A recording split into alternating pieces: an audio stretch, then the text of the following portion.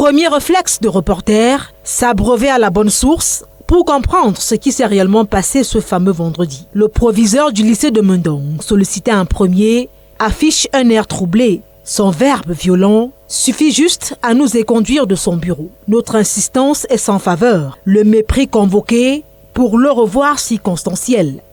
La nouvelle d'une partouze démantelée, impliquant des élèves du lycée, est encore traînante dans tous les commentaires entre élèves. Quelques-uns sollicités acceptent de nous raconter sous anonymat. Un des participants nous confie qu'il s'agissait d'un charter organisé entre une trentaine d'élèves en marge de la journée d'orientation. Les cotisations des garçons ont permis d'acheter du whisky, de la cigarette et de la drogue. Le lieu de prédilection de cette escapade est révélé. Il est à moins d'1 kilomètre de l'établissement. Un voisin nous y amène, ici le portail qui mène au charter.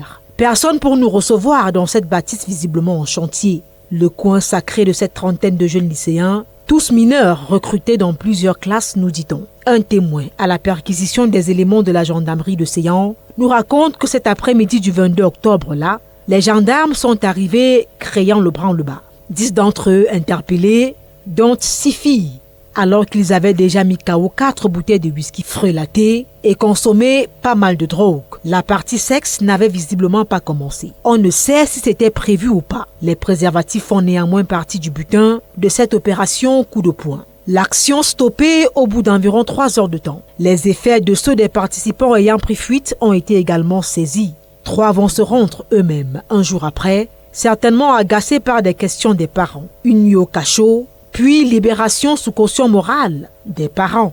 Leurs camarades courent toujours, mais leurs sacs, tenues et autres matériels scolaires ont été saisis, la drogue aussi. L'enquête ouverte permettra peut-être d'appréhender les présumés dealers actuellement dans la nature. Au lycée, le conseil de discipline programmé ce jeudi, après plusieurs renvois, table sur des sanctions au niveau de l'établissement.